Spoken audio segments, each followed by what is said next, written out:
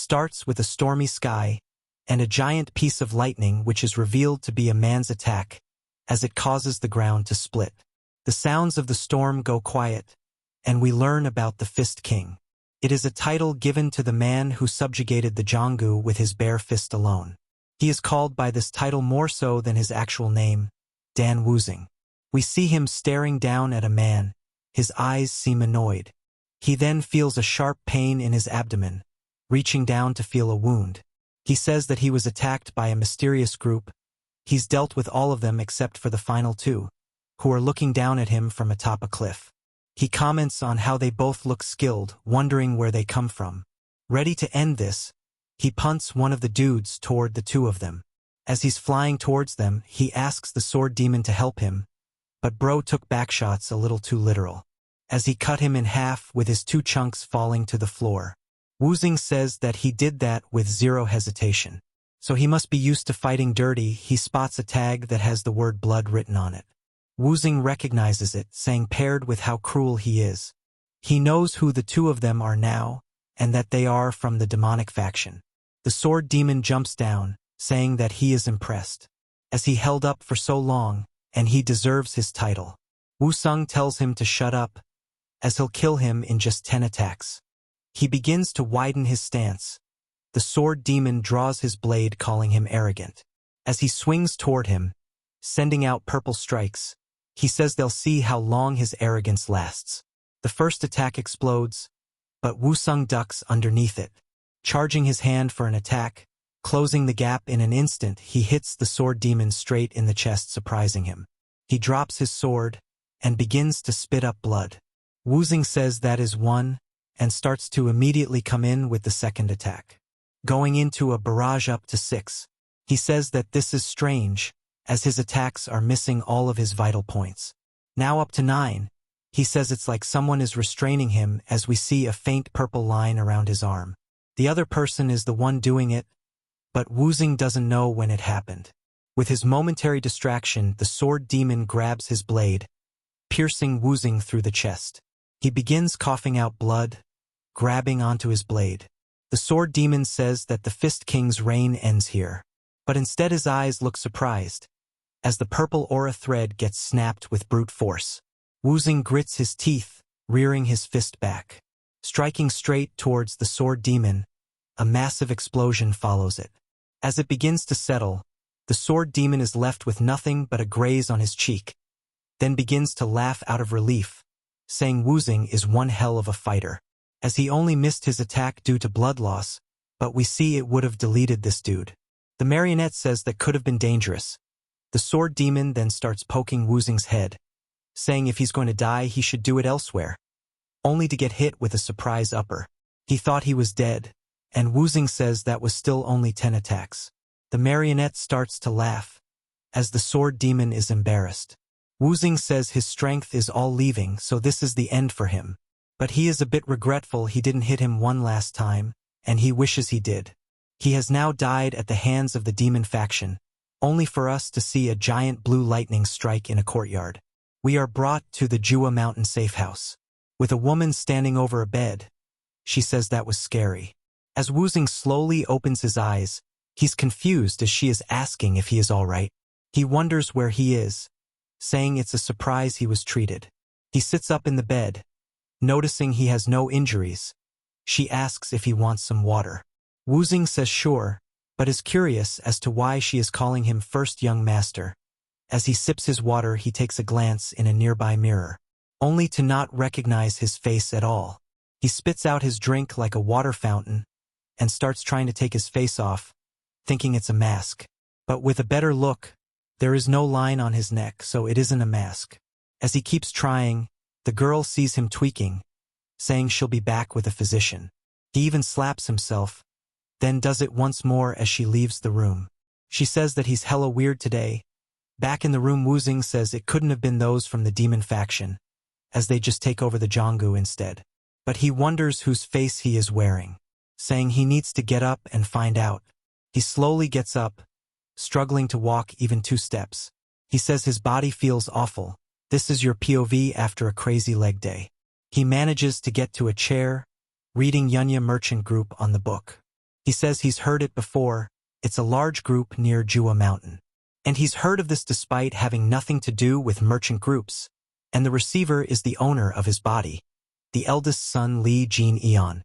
All of the letters are addressed to him, some about begging for money, others about asking him to come gamble, even one about some hus. Woozing says that he is a loser. It isn't sorcery nor a mask. He also doesn't feel anything strange with his body, leading him to believe that he is somehow reincarnated into this body. He sighs, saying he lost his mind. A man then yells to him, as he quickly runs into the room hitting a crazy pose routine. This is Gongsun Myung, his physician. Woo-sung begins to cringe, wondering who he is. Gongsun says he was told that something was weird with him, and he has no idea how worried he was. He begins to check his pulse. Woo-sung pulls away, saying he doesn't need to worry. Gongsun says he's glad to hear that, and he's prepared his usual meal. As they bring chicken soup in, but Woozing says he sure is a rotten bastard. To someone who is healthy it is a good dish, but for someone so sick and weakly, it is poison. He probably checked his pulse, worried by his good health. And it turns out that Gongsun is nothing but a snake. He says that if he eats well he can attend the Dragon Phoenix martial competition. Woozing then asks how many years the competition has been going on. Gongsun says around 200. Woozing tells him all right and to leave the soup, but he has no appetite. Ben chews Gongsun out, telling him he's sleepy. As he closes the door he sighs, saying that this means it hasn't been long since he died. Which is good, as the demonic faction should be alive too. Then plus this snake-like physician, there are many people who need a beating. But they will definitely get their fill, as this time he won't give them the luxury of more than a single hit. It jumps to later, as some of the maids are surprised, as he used to only eat porridge, now he has a crazy appetite and is exercising regularly. He shoves the door open, and we see he is no longer the frail man from before. Going to call him Jin-eon, since he is in his body now. He asks if they've prepared his breakfast.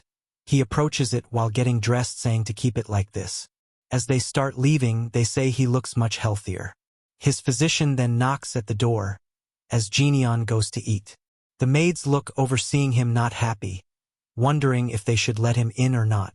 Jin-eon tells him to enter, as he brushes into one of the housemaids. Jin-eon says that he sure is rude, as the snake starts to pretend to be happy. It just pisses him off, as he doesn't understand why he is kiss-assing him. He smiles, saying he wants to catch this rat. Jin-eon asks him what he needs, which panics him. He says it's because he didn't hear from him at all, so he came out of loneliness. He then comments on how healthy he looks, saying his effort feels meaningless. Jin-eon asks what he means, asking if he means when he was killing him with that chicken soup. Gongsun is surprised, saying there is a misunderstanding. As it is a nourishing tonic, Jin-eon says he could have fooled him. Gongsun reminds him he is a physician, saying if he isn't welcome he'll take his leave. Jin-eon calls to him as he is leaving, saying he came without being called for. Now he's trying to leave without being told to, wondering if he is the master here or him. Jin-eon laughs, telling him he is joking. Gongsun nervously laughs too. Jin-eon tells him he needs to write a letter, so go get him writing tools. As he does so, Jin-eon says he'll dictate while he writes for him. He says due to his severe illness he will be staying in the villa for some time. Since his life is so stubbornly long, he wants to be advised on what to do next. Gongsun freezes up, as Jin-eon asks why he isn't writing. Gongsun laughs, asking what he's doing, only for the chopsticks to fly right by his neck, piercing into the wall. He feels his neck bleeding as Jin-eon says that he isn't the man he remembers. Gongsun, panicked, asked what he means. Jin-eon says first of all, the soup to normal people it's a healthy tonic, but to him it is most certainly a poison, which he definitely knows. Asking if he wouldn't notice him checking his pulse.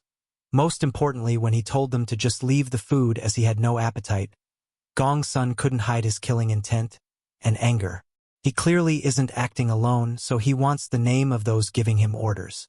Gongsun asks why he's doing this, and why he would suspect such a kind man. Gongsun sighs, but Jin-eon stares at him. Gongsun instantly stops pretending. He was just trying to let him pass with dignity, calling him a fool. Gongsun takes a look at the maids, saying he needs to kill them too, as he brandishes a hidden needle. Jinyeon swings down towards his head, palming the top of his skull. He starts to spit up blood, while Jinyeon tells him to stop getting funny ideas, as he just needs to listen when being spoken to.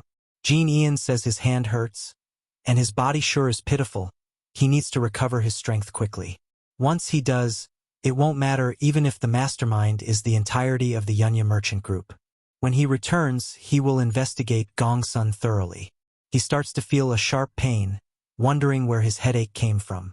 He hears someone call out to him. He starts getting flashbacks, recognizing that these memories flooding in are from the original body's owner, all pouring into his head. Tears begin rolling down his face. He says he understands now. As the first son of the merchant group, he isn't as smart as his second brother, not as strong as his third. He was a lacking elder brother.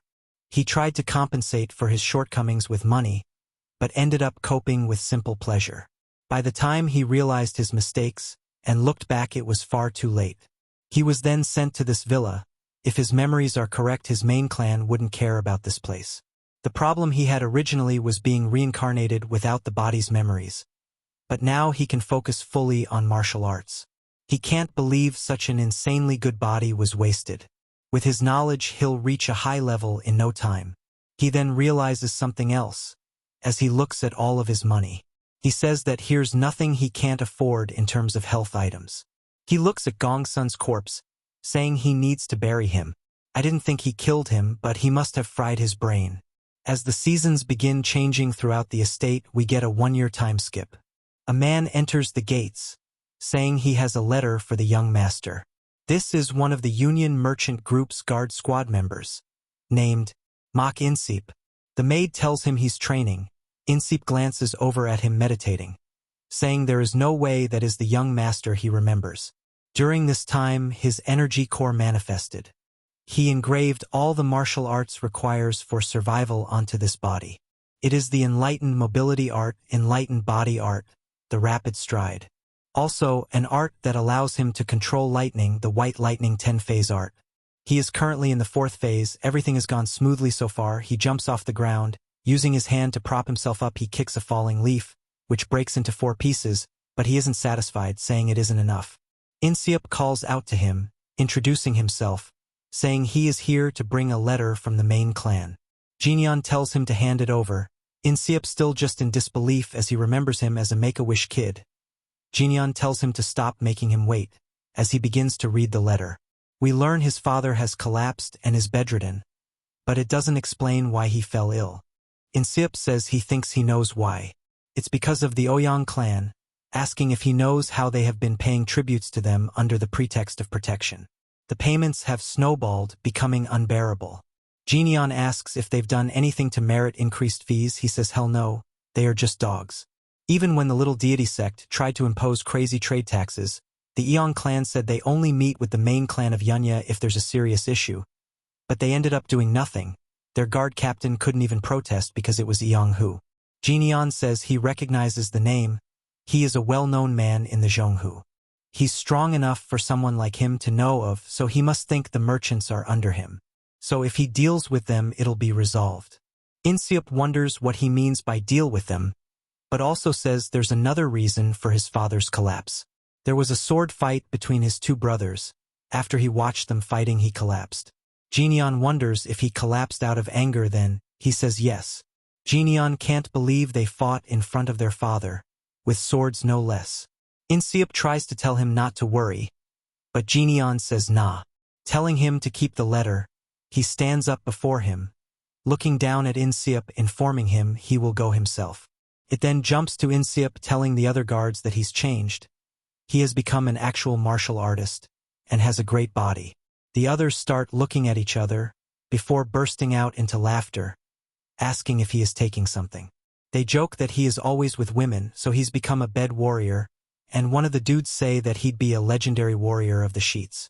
Telling Inseop that if he's trying to joke to put effort into it at least, saying that the vice captain has a lover would be more believable. Who appears right behind him, asking if the young master had regained his health. We are introduced to Hanyuop, the vice captain. Hanyuop says that he always had a fine physique, asking Inseop if he knows when Jinyeon is returning. He says that he has no idea. But then someone shouts saying that he's here right now. Inesiop says there he goes. The guards say it's time to greet him. One of them says he doesn't want to get up for a good-for-nothing. Hanyap reminds him who pays them. As Jineon approaches the main building, he looks around saying it's nuts. The Yunya merchant group sure does have a lot of funds to afford something of such a scale. He wasn't just moderately well off, he was born with a silver spoon. He tells two of his maids that he'll go see his father, and they can rest up. As he heads off, he is confused, wondering why not a single person is welcoming him. He then hears tons of footsteps. As he turns, seeing the guards all welcoming him for returning safely. Hanyap greets him with a bow. He says that he is almost unrecognizable, but he is relieved to see him healthy. The other man wonders if Hanyap has no pride, as Jineon was a violent man, looking down on others, and that he's just going to be mocked once more. Jineon puts his hands together, saying it's a pretty good welcome even though he's just a troublemaker, thanking them all. The guards are surprised that he actually greeted them all, for the first time ever. Insiep says he told them that he had changed. They say he's right. Hanyap stares at him, then lets out a warm smile, as they all agree he seems like an ally now, rather than an enemy. What a cool panel. Inside of the building, Hanyap says he informed his father of his visit. As he goes to enter, someone else does too. Saying he can't believe what he is seeing, he puts his hand on Jineon's shoulder. This is his youngest brother Jaeyeon. Jineon doesn't say anything, but Jaeyeon says his expression makes him seem like a different person, as he can even glare now. He begins to squeeze his shoulder. Hanyap says that it looks like he came back to just be smacked like he used to try and prevent anything. He speaks up, saying that they've reunited after a good bit, so they must be happy to see one another. Jaeyeon slaps him, asking who he thinks he is touching. Jineon watches. Jaeyeon continues, saying that he's already pissed having to deal with the good for nothing. Now he's making it worse, and he's going to teach him a lesson so he won't look him in the eyes ever again. Jineon brushes his cheek, calling out to his brother, before slapping the piss out of him. As he begins to spit up blood and look confused, while falling backwards. Hanyap is speechless. Jaeyeon asks what the hell he thinks he's doing. Jineon says he was excited on his way here. As he squeezes his shoulder like he did earlier, Jaeyeon begins to scream loudly, calling him an insane bastard. Jineon says that he should stop calling him names and refer to him as Big Brother. Later, elsewhere in the manor, someone is walking through it, spotting the guards yapping. This is the second son, who's an overseer for the group Wyon. He asks what's going on. Hanyap tells him about how his brothers were arguing. Wyon thinks that Jaeyeon must be harassing the eldest again, asking why they didn't stop him as his older brother is weak. He quickly runs into the sounds of screaming, as Jineon is telling his brother to be quiet in front of father's room. He spots Wyon, who is just confused. They head to another room, as Wyon starts to sip tea. Jaeyeon continues to be scolded. He says he heard he returned, so he came to check on him, but he seems to be in good health. Jineon says he is fine now, looking at his injured hand, asking if Jaeyeon did that. He tells him yes, but it isn't that serious. Jineon raises his hand, slapping him once more, making blood pour out of his nose, telling him he shouldn't wield a sword against his brothers unless he wants a beating. Bro is domesticating him. He looks so defeated. Jian can't believe that he got beaten up, as he used to be so weak in the past. Wyon is just glad his brother got humbled, but he wonders if something happened at the safe house, as he seems like a different person. Jineon nods, saying his eyes are good, then spots something on the table, asking what it's for. Wyon says it's a list of employees, so he needs to take it to the conference room. As he begins to look through the list, he says he wants to see who recommended Gongsun. But that isn't needed. The person who did all of it is none other than Oh Yong-hoo. He sets the scroll down, calling out to his brothers, saying he needs to know now if either of them are working with the Oh Yong clan, which catches them off guard. Wyon panics, asking him if he thinks that's a possibility. Even Jaeyeon says it's ridiculous. Jaeyeon says he'd rather die than let some random group take over their clan. Their father worked too hard to grow it himself. Jineon is glad to hear that, saying he won't need to kill them. He then asks if all of the higher-ups will be attending the conference tomorrow. They say yes. He tells them if that's the case, he'll be there. As he leaves, they ask where he's going. He says to see father. Once he leaves, they just wonder what the hell happened at the safe house. Jaehyun screams, saying he should have gone instead. At his father's room, they inform him the eldest is here. He says to enter. As Jineon does, his father looks over at him. We learn his name is Sungmin, who asks what all of the commotion outside was about. Jineon says nothing, but sits down, saying he heard he was stressed. Sungmin says yes, he's always been under stress, but now he's old and can't bear it. He raises his hand, touching his cheek, saying he's changed a lot for the better, but his face looks different, asking if he's really Jineon, but laughs, saying he's glad to see him doing well. Jineon says yes, but finds it strange. He grew up without parents, so he doesn't know what having a father is like. But in Jineon's memories, his father was a really big, great person and loved his son. And clearly still does, even through his rough patch, but he wonders when he got so small. He tells his father not to worry. They just need to eliminate the cause of his stress. He will handle it so he can rest well. His father asks what he means by eliminate. With an evil smile, Jineon tells him not to worry. His father says that smile is giving weird vibes. The next day at the conference, everyone is now present. Ouyang, who makes an appearance, he is also the Ouyang clan's martial master. His men start whispering after spotting Jineon. As they all wonder what the eldest son is doing here, they look over, who begins to laugh, saying he must be worried about his position in the group. A bit later into the meeting, Hwa-yun says that if nobody has anything to say, he'll move on. Who raises his hand, saying he does. He heard that he first young master doesn't have a guard despite coming back, so he wants to recommend one. Some people ask if Who really doesn't know when to stop, as he has too many Ouyang members in the Yunya group already. A toothpick flies in, breaking his cup, and Who says his hand happened to slip. Apologizing to the man, the guards want to speak up, but can't. Who then says if nobody has anything to say. But Jineon speaks up, saying he has complaints. He walks forward toward Who, saying he wants to make a suggestion to. A suggestion to fire the guard squad leader, Who. Everyone is surprised. Whose men begin to laugh, saying that's a horrible joke. Who also starts laughing, asking if he really wants to fire him, saying he must have been bedridden for so long, reminding him he has no say over that. Jineon chuckles, asking if that's really so. As he rears back his fist, glaring at Who, we see a giant explosion follow his punch, sending debris everywhere. After it begins to settle, Who looks dumbfounded. Jineon says that he must have forgotten since he gained some influence. But the Yunya merchant group belongs to him. A little flashback to before the meeting. Hwan asks if he's really planning to fire someone, warning him that they are just a merchant group, so he's out of their league. Jinan stops walking, asking if he knows what happens when a martial artist of the Zhongyu is underestimated. The one who makes such an assumption is devoured, telling him to look at the state of their group, saying it's being devoured as they speak. Hwa says he is right, wondering when the Ouyang clan got so many members. Jinan tells him not to worry, as his older brother will handle this. Back to the present, Hwan is nervous as hell, asking if this is how he's going to go about it. Whose men brandish their swords, yelling at him. Who wonders what he is planning and if he's gone mad.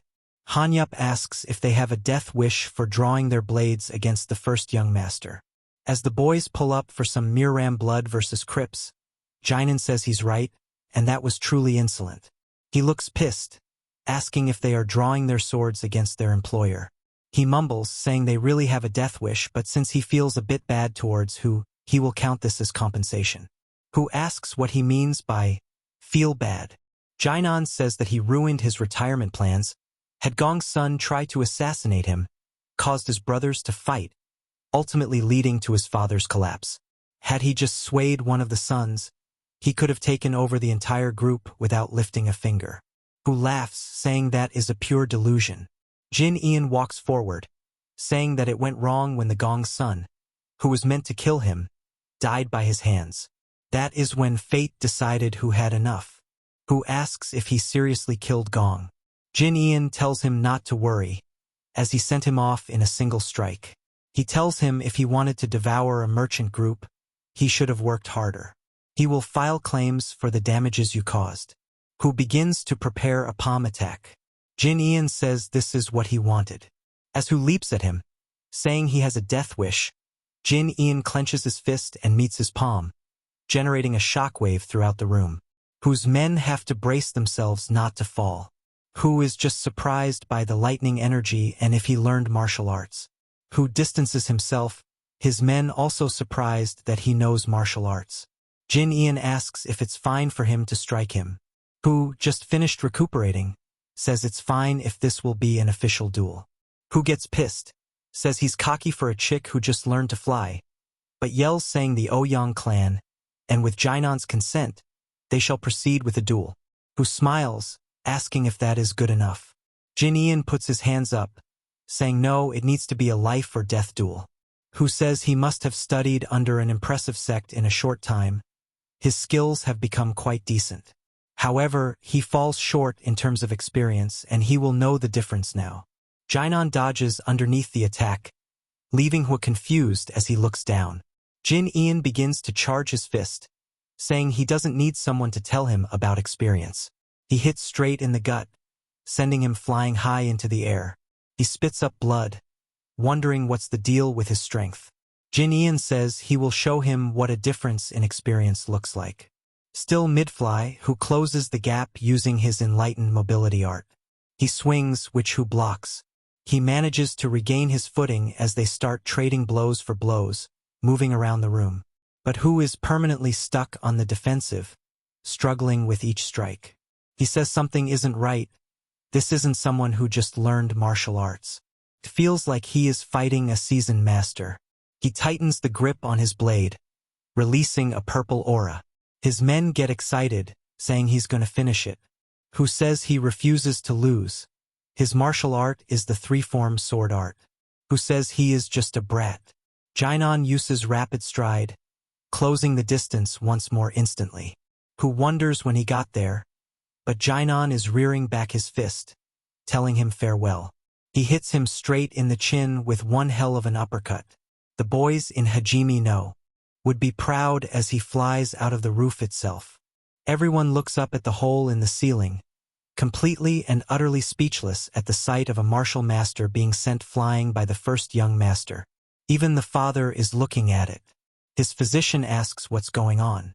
Sunman puts his hands together, saying his son seems to have learned martial arts. Back to the fight, Hu lands back on the ground before Jainon, who glares down at him as Hu is no longer moving. Blood pours out of his mouth. His men run over, calling out to their leader. They look up at Jainon and ask if they want to die too.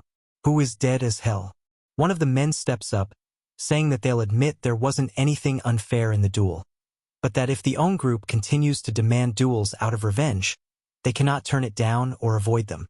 Jainon says he never expected to be free of grudges anyway. If there's a grudge, he'll repay it. If anyone takes issue with that, then the responsibility will be his alone, not the union merchant groups. Huan says that's too dangerous. Jainon says he said it before.